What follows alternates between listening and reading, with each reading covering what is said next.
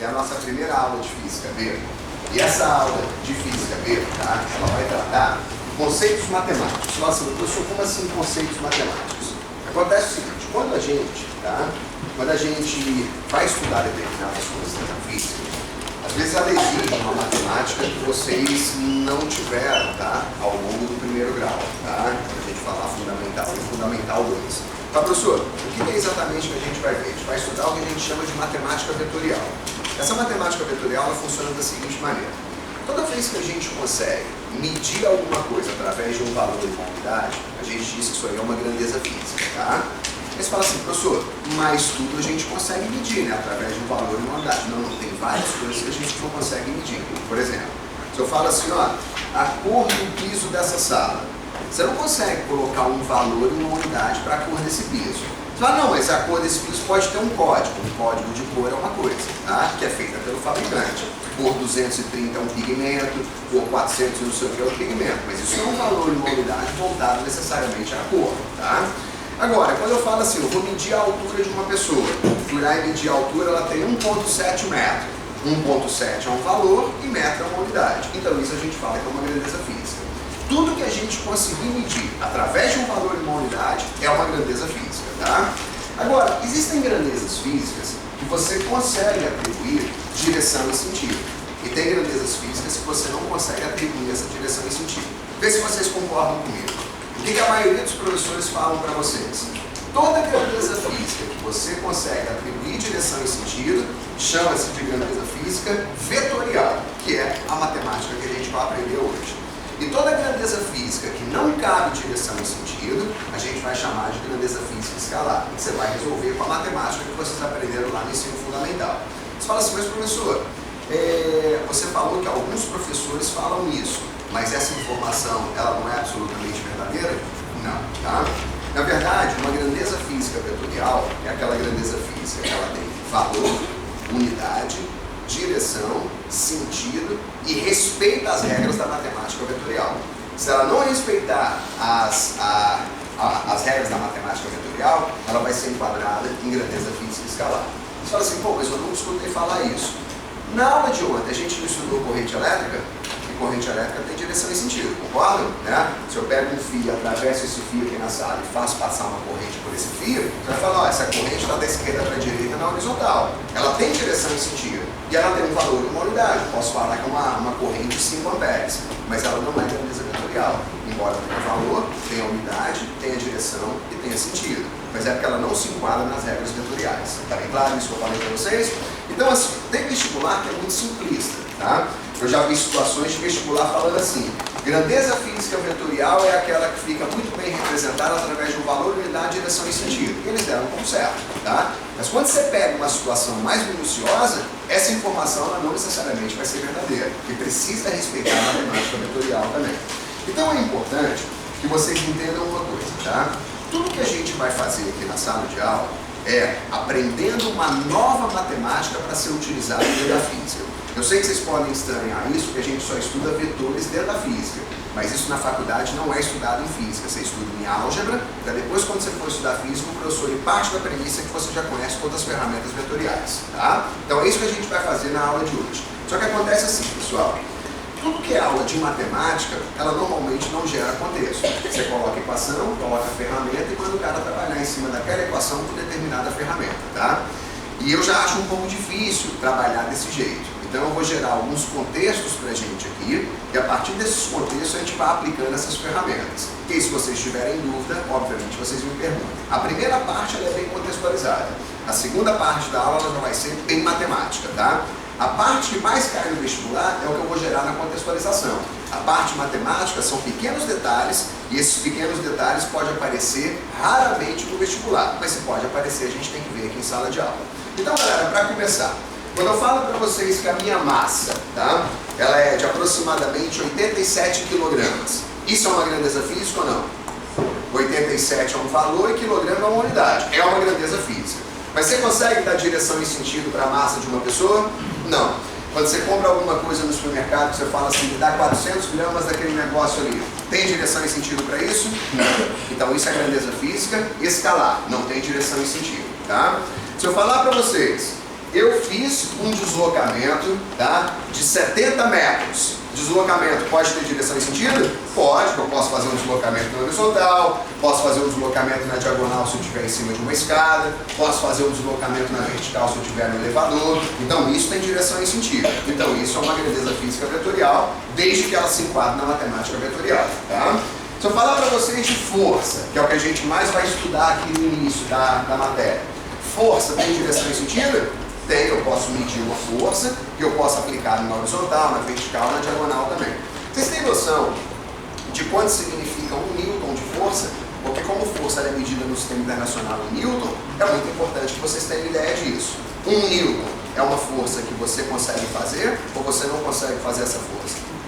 Lembra o seguinte, galera, é sempre importante ter noção do que vocês calculam, tá? Não adianta você ficar calculando um negócio e falar assim, achei o resultado. Mas o que significa esse resultado? Esse valor e essa unidade aqui, né? Não, tem que ter noção se aquilo está dentro de uma realidade. Então, galera, só para ter noção, tá? A força que você faz para sustentar 1 quilo é aproximadamente 9,8 newtons, que a gente aproxima para 10, tá? Então, 10 newtons é a força que você faz para sustentar 1 quilo. Então, em outras palavras, 1 newton sustenta 100 gramas, tá? Que é uma força que todo mundo conseguiria fazer, ok? Então, vamos gerar aqui uma contextualização. De onde vocês estão? Vocês conseguem enxergar que o quadro é quadriculado? Conseguem ver isso ou não? Então, assim, se você não consegue ver, não tem problema. Eu vou mapear esses quadriculados para vocês, tá? Mas vou fazer uma representação assim. A gente vai imaginar que no fundo da sala, tá, existe um elevador. E esse elevador vai levar a gente para o andar de cima. Então, olha o que eu vou propor para vocês. Primeiro eu vou fazer um deslocamento para o ângulo de visão de vocês, na horizontal, da esquerda para a direita, com um valor de 12 metros. Todo mundo entendeu ou não? Deslocamento na horizontal, linha do horizonte, no padrão de vocês de observação, da esquerda para a direita, e de 12 metros, que dá aproximadamente 12 passos largos. Vocês entenderam o que eu estou fazendo? Mas para que eu possa representar esse deslocamento e você compreender, você precisa de uma frase relativamente grande, tá? Um deslocamento de 12 metros na horizontal, da esquerda para a direita. Se eu fosse fazer 8 deslocamentos, eu precisaria relatar para vocês 8 frases diferentes para vocês compreenderem tudo que eu fiz. O que já vai gerar bastante dificuldade da gente se comunicar para poder falar sobre isso. Agora, se ao invés de eu representar esse deslocamento na forma de frase, se eu utilizar um vetor, professor, o que é um vetor? É um ente matemático que serve para representar qualquer grandeza vetorial. E fizer o seguinte, ó, 1 quadradinho, 2, 3, 4, 5, 6, 7, 8, 9, 10, 11, 12. Cada quadradinho desse vai representar 1 metro de deslocamento. Então eu estou saindo daqui, ó, e estou fazendo esse deslocamento aqui para vocês, ó, tá? E esse deslocamento que eu estou fazendo aqui, eu já vou citar. É um deslocamento D1 e esse deslocamento ele vale 12 metros. Tá claro isso aí para vocês? Legal? Quando eu falo assim, olha o deslocamento que eu fiz na hora que você bateu o olho, já entendeu? Qual o valor desse deslocamento? 12 metros, qual é a direção? Horizontal, qual o sentido? Da esquerda para a direita. Enxugou a forma de representar. E se eu fizesse mais 7 deslocamentos, eu iria colocando os vetores aqui, e pelo tamanho do vetor, você já teria noção se o deslocamento foi maior ou menor do que 12. Tá claro isso? Então a gente já começou a entender uma coisa. A análise por vetor já simplifica a forma de representação. Eu não preciso citar uma frase para poder falar sobre cada um dos deslocamentos. Então agora eu fiz assim, caminhei esses 12 metros, e lá no fundo da sala tem um elevador. Eu vou entrar nesse elevador e vou subir 4 metros no total para poder chegar no andar de cima. Se eu for subir 4 metros no total, lembra que eu falei para vocês que eu estou considerando que cada quadradinho é 1 metro, tá? Então se eu for subir 4 metros aqui, olha o que eu vou ter. Eu vou ter 1, 2, 3, 4. Então está aqui o meu segundo deslocamento. E esse segundo deslocamento que eu fiz é um deslocamento na vertical com um valor de 4 metros. Tudo bem? E a orientação dele seria o sentido de baixo para cima. Tudo bem até o momento? Batendo o olho, já sabe o que eu estou fazendo? E detalhe, olha como eu estou sendo rigoroso, tá? Se aqui tem 12 metros, aqui tem que ter 12 quadradinhos. Se aqui tem 4 metros, aqui tem 4 quadradinhos. Ou seja, 1/3 do tamanho desse cara. Quando você tem quadriculado à disposição, que é o que eu tenho aqui, a representação, ela obrigatoriamente tem que ser perfeita, tá? Quando vocês não tiverem quadriculado, tenta ser o mais perfeito possível, porque a chance de erro ela vai diminuir bastante. Na hora que eu terminei de subir no elevador, eu saí agora e parei numa sala que está mais ou menos nesse ponto. Então o que eu fiz foi andar de novo na horizontal, só que agora eu vou andar na horizontal 9 metros para a esquerda, tá? Então 1, 2, 3, 4, 5, 6, 7, 8, 9. Então está aqui o meu terceiro deslocamento. Legal, fiz o meu terceiro deslocamento e acho que vocês batendo o olho nessa figura aqui, ó, vocês já conseguem mapear com absoluta rapidez toda a trajetória que eu fiz, o quanto eu andei, de onde eu saí, aonde eu cheguei. E eu acho que isso ficou mais sintético na forma de representação, concordo? Do que eu ficar citando frase. Então agora eu te pergunto, olhando para esses 3 deslocamentos, tá vendo que o primeiro deslocamento eu representei com uma seta, o segundo deslocamento com outra seta, o terceiro deslocamento com outra seta. Essa seta é o que a gente chama de vetor, e vetor representa qualquer grandeza vetorial. Agora me ajuda. Qual foi a distância total percorrida?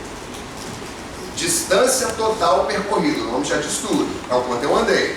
Então eu andei 12 mais 4 mais 9. Então eu andei no total quanto? 25. Então a distância percorrida foi 25. Então olha assim, a gente sabe, tá? Que hoje muita gente caminha para atividade física. Mas o intuito real de um deslocamento seria o quê? Sair de uma posição e ir para outra posição, né? Você tirar ali a preservação da saúde do corpo, né? O intuito de um deslocamento é sair de uma posição e ir para outra. Quando eu fiz esses 3 deslocamentos, todo mundo está de acordo que o que eu consegui nesse deslocamento foi sair dessa posição inicial e chegar aqui nessa posição final? Foi isso que ocasionou. Aí, eu queria fazer o seguinte, eu queria substituir esses 3 deslocamentos que eu fiz por um só que causasse o mesmo efeito. Agora, é muito importante que vocês entendam uma coisa, tá? O efeito real de um deslocamento é o quê? É o quanto você anda ou o quanto você se distancia do ponto de saída? O intuito de um deslocamento é isso, tá? Por exemplo, se eu quisesse chegar aqui e eu tivesse a possibilidade de fazer esse caminho em linha reta, vocês concordam que seria muito mais fácil e muito mais rápido para poder fazer isso, mas eu consegui exatamente o mesmo intuito que eu consegui, fazendo isso e no elevador e chegando lá, né? Então, esse vetor que vai causar exatamente o mesmo efeito que a ação conjunta dos outros, é o que a gente vai chamar de vetor resultante. E esse vetor resultante é o cara que vai unificar o ponto de saída com o ponto de chegada. Aí você fala assim, professor, mas esse vetor resultante, o senhor não concorda que a gente caminhando por aqui, a gente vai caminhar muito menos? Tudo bem, mas o efeito do deslocamento foi o mesmo. Quando eu fiz esses 3, eu não saí dessa posição e cheguei nessa posição. Quando eu fiz o vetor resultante, eu também saí dessa posição e cheguei naquela posição. Então já quero que vocês lembrem. Vetor resultante, a definição dele é um vetor que isoladamente causa o mesmo efeito que a ação conjunta de todos os outros. Tá bem claro? Agora, pessoal, se eu quisesse calcular esse cara, não vai dar pra gente fazer como a gente fez aqui, sair contando quadradinho, porque isso aqui saiu cortando diagonais desse quadrado. Então a gente vai pensar, tem quadriculado à disposição? Tem, né? Tem quadriculado à disposição, eu estou usando o quadriculado do quadro. Então, vamos pensar assim, ó. O tamanho do vetor não está ligado ao seu valor? Então, se eu calcular o tamanho desse vetor, eu vou saber qual é o valor dele. Olha o que a gente faz. Traço uma vertical no fim do vetor, tá? Resultante, que é o que você está a fim de calcular, e traço uma horizontal no início do vetor. Conforme a gente formou um triângulo retângulo, cara, eu vou dizer, tá? Mesmo que você conheça várias ferramentas, a única coisa que você pode utilizar nessa aula para calcular resultante é Pitágoras, tá? Não, mas eu posso utilizar também uma lei dos cossenos. Na próxima aula você pode. Nessa aula é só Pitágoras. Tudo tem que ser feito com Pitágoras, tá? Olhando para cá então. Agora, se eu conheço esse cateto e eu conheço esse cateto, eu consigo descobrir qual é o valor dessa hipotenusa, que é exatamente a resultante. Agora é só contar comigo, ó. 1, 2, 3, 4. Então isso aqui tem 4. E aqui, ó, 1, 2, 3. E aqui tem 3. Logicamente, os valores que eu coloquei já eram pensados para a gente não sofrer com cálculo, tá? Então, a hipotenusa ao quadrado é igual ao cateto oposto ao quadrado, mais cateto adjacente ao quadrado. Quem é a hipotenusa é a resultante. Um dos catetos vale 3, outro cateto vale 4. Então, quando você calcular isso aqui, vai ser 5 metros. Então, note, quando eu falo que eu fiz 3 deslocamentos e a distância percorrida foi de 25 metros, Não tem nada a ver com a distância de afastamento em relação ao ponto de saída e ponto de chegada. Tá bem claro isso aqui para vocês? Legal? Tem um detalhe, pessoal. Muitas vezes, tá? Quando a gente vai falar de evolução da física, quem vai trabalhar mais com o deslocamento é o professor lá de Física A que vai trabalhar movimentos com vocês. A gente vai trabalhar muito mais com força. Então eu já queria criar um contexto também relacionado à força. Então pensem assim, eu vou colocar aqui para vocês como se fosse, tá, uma piscina que ela está sendo vista de cima, ok? Então a piscina aqui, ó, você está observando ela de cima. Bem no meio dessa piscina, eu vou colocar uma boia, tá? E essa boia, ela vai sofrer a ação de algumas forças. Então imagine que está aqui, ó, tá? Existe uma boia aqui nessa posição, presta bastante atenção. Isso aqui é uma vista superior da piscina, tá bom? Desconsidera qualquer ação de vento, tá? Não vamos colocar nenhuma normalidade aí no processo. E eu vou representar para vocês assim, tá? Eu vou dizer que aqui existe uma força. Vamos supor que essa primeira força que eu estou desenhando aqui para vocês, ó, olha a quantidade de quadradinhos que ela tem, ó. Então, vejam onde vocês estão, vocês não conseguem. Então, 1, 2, 3, 4, 5, 6. Aqui tem 6 quadradinhos. Eu vou considerar que essa força é uma força F1 com um valor de 6 newtons. Tudo bem? Vai ter uma força atuando sobre essa boia. Sem sofrimento. Se tiver só essa força, para onde essa boia vai se deslocar? Exato, o nosso ângulo de visão, lembra que isso depende do diferencial, né? Iria se deslocar na vertical para cima, concorda? Então, sem dúvida nenhuma, com a ação do F1, eu já tenho absoluta certeza que essa boia bateria nessa posição que eu vou chamar de ponto 1. Tá claro? Agora, se eu fizesse assim, se eu não colocasse essa força F1, se eu colocasse essa força aqui, ó, que é uma força F2, tá? E essa força F2 aqui, ó, vamos considerar que ela tem um valor ali de 1, 2, 3, 4. Então aqui nós temos 4 quadradinhos, tá? Então 4 newtons. Pergunta, se só tivesse o F2 atuando, vocês concordam que se só tivesse o F2 atuando, essa boia com absoluta certeza ela bateria nessa posição. Isso é claro para vocês? Legal. Mas se essas duas forças atuarem simultaneamente, aonde essa boia vai bater?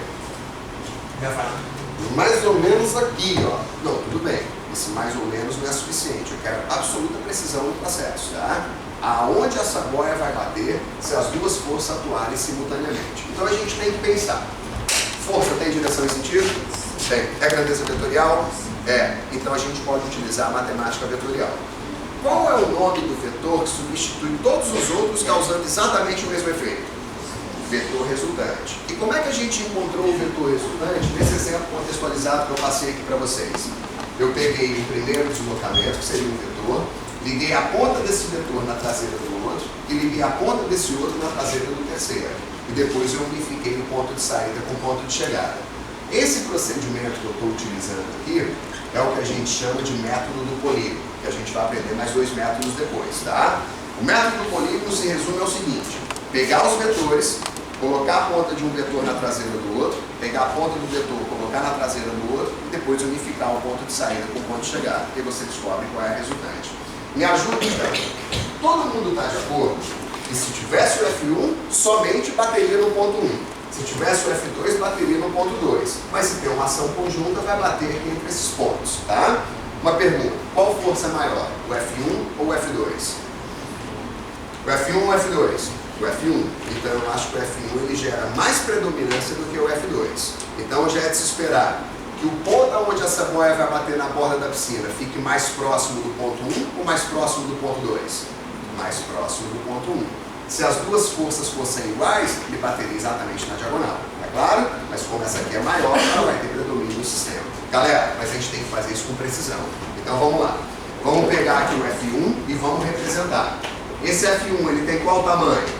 Ele não tem um tamanho relativo a 6 newtons? Então, ó, 1, 2, 3, 4, 5, 6. Tá aqui o nosso F1. Agora eu vou ligar o F2.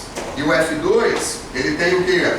Ele tem 4 quadradinhos na horizontal para a direita. Tá aqui o nosso F2.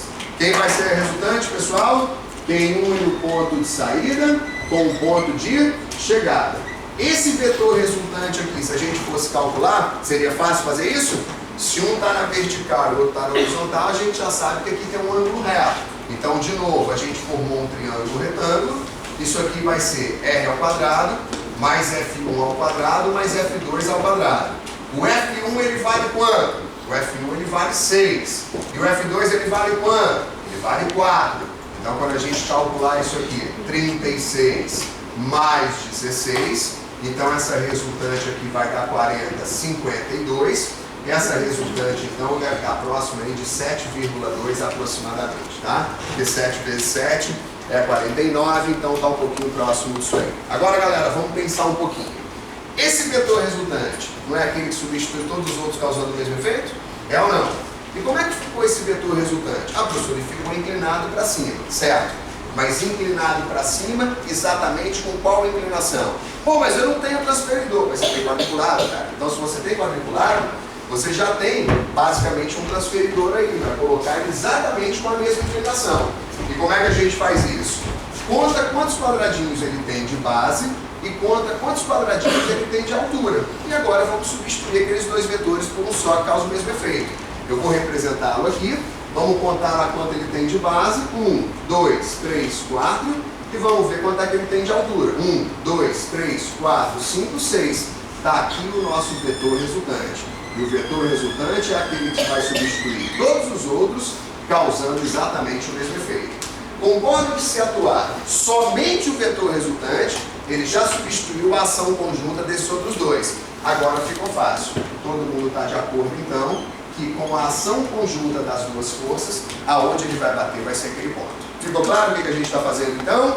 Então, galera, a resultante ela serve para isso, tá? É para trocar um conjunto de vetores por um só que causa exatamente o mesmo efeito. Lembrando que eu estou gerando uma contextualização aqui bastante simplória, mas se a gente colocasse 7 ou 8 forças com inclinações bem diferentes, é praticamente impossível você achar o ponto que ela vai atingir se você não utilizar essa ferramenta, tá? Então, isso é o método do polígono. Em suma, o que seria? Conectar a ponta de um vetor na traseira do outro, pegar a ponta do vetor na traseira do outro e unificar o ponto de saída com o ponto de chegada para a gente achar essa resultante. Até o momento tudo bem? Legal. Então agora eu vou dar uma pegada um pouco mais técnica, tá? Essa pegada já é com menos contextualização. A gente vai ver agora uma situação, tá? De como lidar com equações vetoriais. E essas equações vetoriais, elas já são um pouco mais enjoadas, tá? Então, galera, eu vou pegar esse exemplo aqui, esse exemplo da boia, para servir como referência da análise equacional. Então, falando de equações vetoriais. Vamos trabalhar juntos aqui. Quanto é que vale a resultante que a gente calculou lá para aquela situação das forças lá? Quanto é que vale? Aproximadamente 7,2. Quanto é que vale a força 1? A força 1 vale 6. E a força 2, ela vale quanto? Ela vale 4. Então, legal. Agora eu vou colocar 4 equações para vocês, tá? E nessas 4 equações, vamos tentar julgar o que está certo. Primeira equação. Resultante é igual a F1 mais F2. Segunda equação. Resultante é igual a F1 mais F2. Terceira equação. Resultante, vetor, módulo, F1, vetor, módulo, F2, vetor, módulo. Quarta e última equação. Resultante, módulo, módulo, F1 mais F2, módulo. Então tá lá. Eu quero julgar com vocês o seguinte. Dessas 4 equações, baseado naquela figura que eu coloquei lá para vocês, tá? Lá naquela figura lá da boia. Quais são as equações verdadeiras? Não, professor, mas como é que eu vou pensar nisso? Então assim, primeiro, se vocês olharem para esse primeiro deslocamento que eu mostrei aí, qual é o valor daquele primeiro deslocamento mesmo que eu estou mostrando? O valor é quanto? 12, né? Todo mundo concorda? Mas o deslocamento é vetor ou não? Deslocamento é grandeza vetorial? É. Então eu queria que vocês lembrassem de uma coisa, tá? Um valor de um vetor, ele pode ser chamado de intensidade do vetor ou módulo do vetor, tá? Então se eu falar para vocês, ei galera, qual é o valor desse vetor D1 aqui? Ah, professor, é 12 metros. Tá, e qual a intensidade desse vetor D1? Ah, 12 metros. Qual é o módulo desse vetor D1? É 12 metros. Tá? O pensamento é sempre esse. Valor, intensidade ou módulo representam a mesma coisa. São as mesmas palavras, tudo sinônimo. Então vamos olhar para cá. Quando eu digo para vocês isso, ó, setinha, letra, é para a gente ler assim: vetor resultante é igual ao vetor F1 somado com o vetor F2. Essa equação é uma equação vetorial. Se é uma equação vetorial, a gente tem que aprender a ler. Ela está dizendo o seguinte, que o vetor resultante, desculpa, que o vetor resultante, ele é igual à ação conjunta de todos os vetores. Isso é verdadeiro ou não? Lê desse jeito. O vetor resultante, ele é igual à ação conjunta de todos os vetores. Vamos voltar. Definição de vetor resultante. Vetor resultante é aquele que substitui todos os outros, causando exatamente o mesmo efeito. Certo? Então vamos lá. O vetor resultante é igual à ação conjunta de todos os vetores? É, tá? É por isso que ele também pode ser chamado de vetor soma. O vetor resultante muitas vezes é chamado de vetor soma, porque ele seria o efeito do somatório de todos os vetores que estão atuando naquela situação. Tá claro isso que eu falei para vocês? Tudo bem mesmo? Então bacana. Então essa primeira equação, ela é verdadeira. Ela está falando que o vetor resultante é igual à ação conjunta de todos os vetores. Isso é exatamente a definição que a gente tem para resultante. Agora olha para baixo. Tem setinha em cima da letra? Não, então isso é álgebra que vocês aprenderam lá no ensino fundamental. O R tem um valor, o F1 tem um valor e o F2 tem um valor. Inclusive já está expressado aqui em cima. Me diga, qual o valor de R? 7.2. Qual o valor de F1? 6. Qual o valor de F2? 4. 7.2 é igual a 6 mais 4?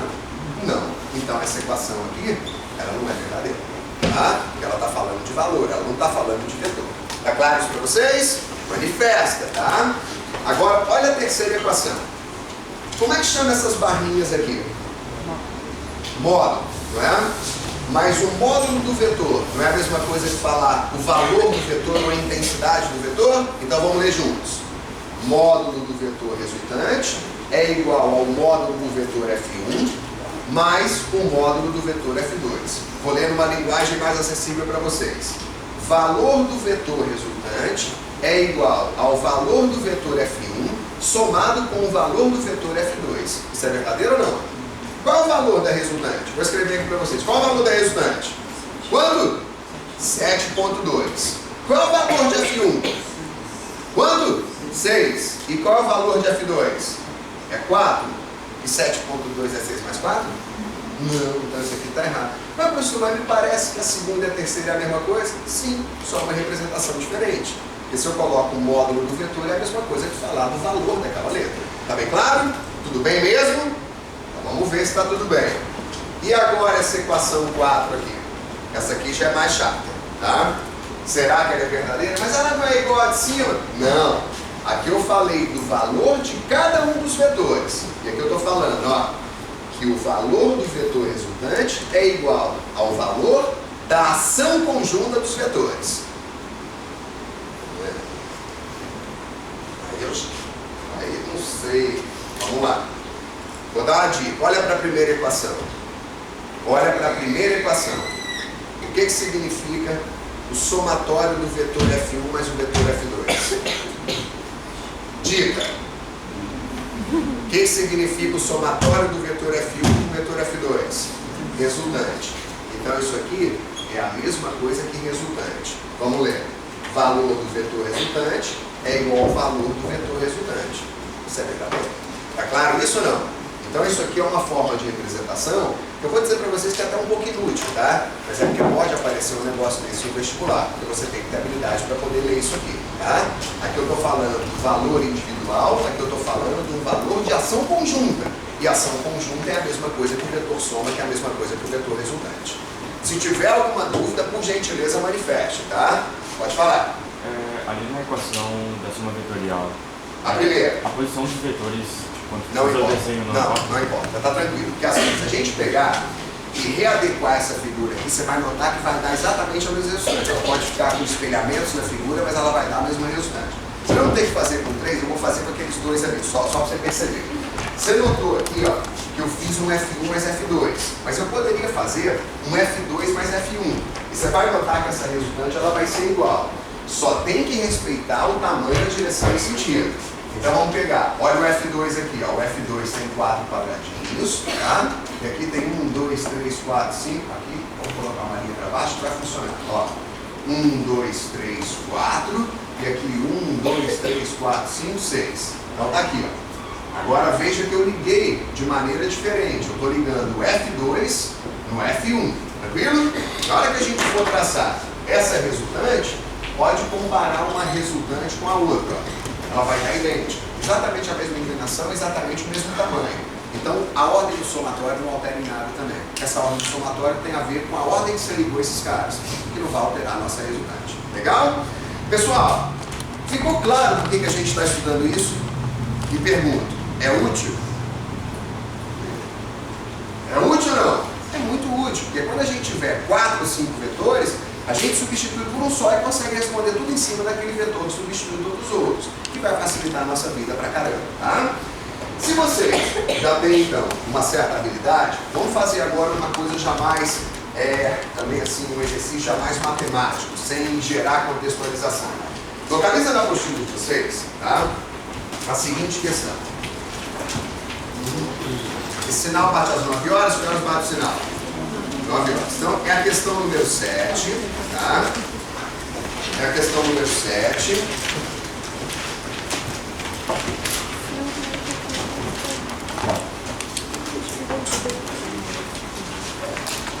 E a gente vai fazer a letra B, tá? Tem quadriculado para você nessa questão ou não? Tem. Então a representação ela tem que ser absolutamente fiel, tá? Vocês estão vendo que na questão número 6 ele passou ali vários vetores, ele não disse do que são esses vetores. Localiza, eu estou falando da 7, mas na questão 6 é que está a referência de vetor. Estão vendo que o vetor A está na vertical para baixo, com um tamanho de 3 quadradinhos? Beleza? Estão vendo que o vetor B está na diagonal, inclinado 45 graus, na horizontal, da esquerda para a direita e de cima para baixo? Legal. O vetor C também está inclinado e o vetor D também está ali. Ele quer que você faça uma operação vetorial. E essa operação vetorial que você tem ali, ó, é B mais meio D mais C. Então notem que não é uma coisa contextualizada, é matemática pura. Ele quer que você ache o vetor V, que é constituído pela soma do vetor B, com metade do vetor D, com mais o vetor C. E aí, pessoal, como é que eu vou fazer isso aí? Então assim, se você tem quadriculado, tá? Você tem que ser o mais perfeito possível nessa colocação. Então primeiro vamos lá. Segundo o que eu mostrei para o nosso colega lá, a ordem que eu faço a ligação desses caras altera a resultante? Não, eu posso fazer a ligação do jeito que eu quiser, desde que eu respeite a direção e sentido. Vocês querem fazer isso aqui na ordem ou eu posso fazer isso fora de ordem? Porque se é uma soma, não altera qual é a ordem que eu estou fazendo essa soma. 2 mais 3 é uma coisa que 3 mais 2, tá? Então vamos lá, eu vou fazer o seguinte, eu vou pegar primeiro, tá, o vetor C. Me ajuda, eu vou começar nesse ponto. O vetor C, ele está inclinado. Conta para mim quantos quadradinhos tem de base e quantos quadradinhos ele tem de altura. O vetor C, quantos quadradinhos ele tem de base? 3, não é? Então, ó, 1, 2, 3. E quantos quadradinhos de altura? 1. Então tá aqui. O vetor C, então, você vai representar desse jeito, ó, tá? 3 de base e 1 de altura. Tá aqui o nosso vetor C. Tudo bem? Sejam fiéis nessa representação. Agora eu vou ligar em metade de D. Pergunto para vocês. O que seria metade de D? O D está na horizontal para a esquerda com 2 quadradinhos. A metade dele seria o quê? 1 quadradinho para a esquerda. Continua do mesmo jeito. Então está aqui o vetor meio D. Tá claro para vocês isso? Beleza? Vai fazendo a apostila de vocês, que a minha vai ficar meio bagunçada. Tá fazendo a apostila de vocês. E agora eu vou ligar o vetor B. E como é que seria o vetor B? O vetor B ele tem 2 diagonais para baixo, concordam? Então ele vai ter isso aqui, ó. Olha o vetor B. 2 diagonais para baixo.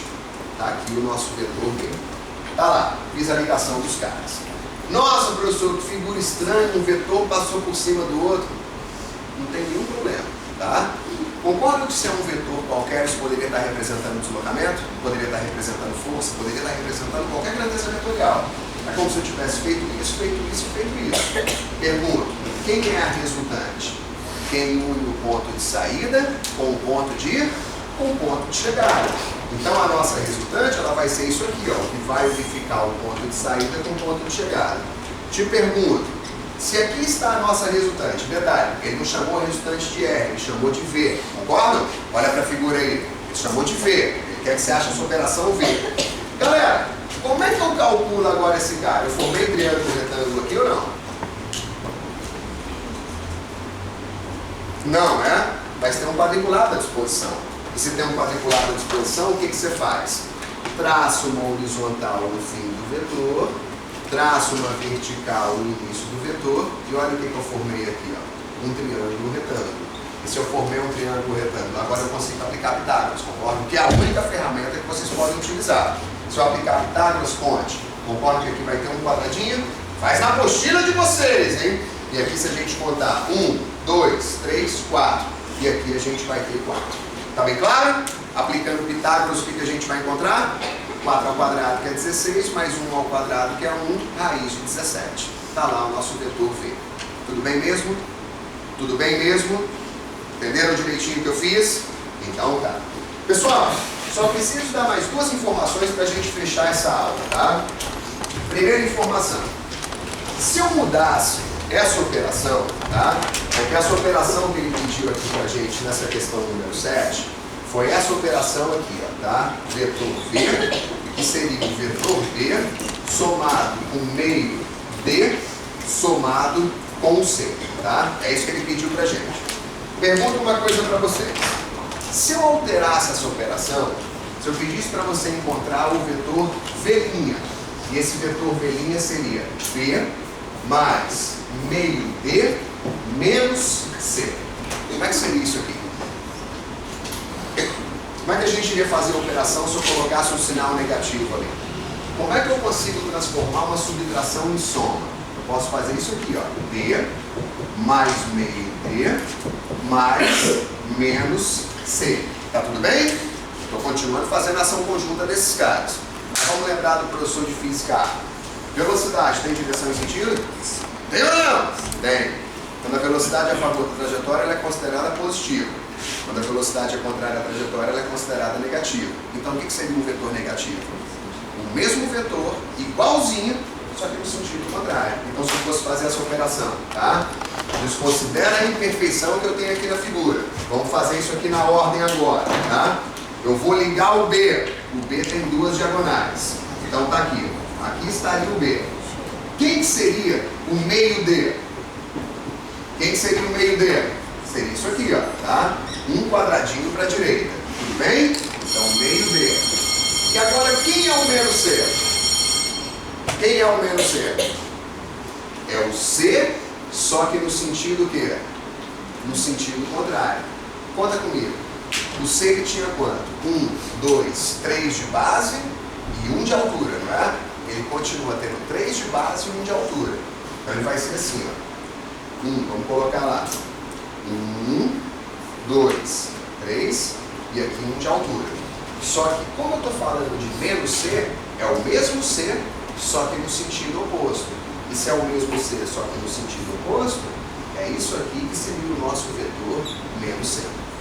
Ficou claro o que eu fiz? Notem que eu continuo ligando a ponta de um vetor na traseira do outro. A regra não mudou, tá? Mas como agora eu estou fazendo a soma com um vetor negativo, esse vetor que eu tinha aqui eu vou representar com absoluta fidelidade, só que invertendo o sentido. Se ele tinha uma altura de um quadradinho, ele continua tendo uma altura. Aqui eu errei, né? Coloquei uma altura e pouquinho. Então aqui, ó, teria que ter uma altura de um quadradinho, que é isso, e a largura dele, ou a base dele, teria que coincidir com esses quatro. Ficou claro? Legal. Galera, então assim, ó, uma ótima semana para vocês, e faço uma conferência que eu vou pedir para vocês